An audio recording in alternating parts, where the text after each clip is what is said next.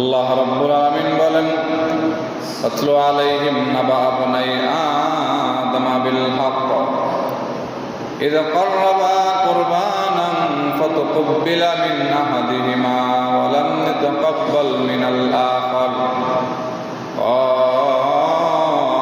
لأقتلنك قال إنما يتقبل الله من المتقين তুমি তাদেরকে আল্লাহ পাক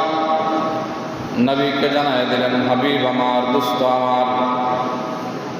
দুনিয়ার সব মানবদেরকে জানায় দেন, আদমের দুই পুত্রের বিবরণ সঠিকভাবে বর্ণনা করেন। যখন তারা কোরবানি করেছিল তখন তাদের একজনের কোরবানি কবুল করা হয়েছিল, অপরজনের কোরবানি কবুল করা হয় নাই। বাবা আদমের দুই সন্তান হাবিল আর কাবিল যখন কোরবানি দেয়, আল্লাহ জানায় দেয়, নবী গো, আপনি বলুন একজনের কোরবানি কবুল করা হয়েছে আর একজনের কোরবানি আমার দরবারে কবুল হয় নাই।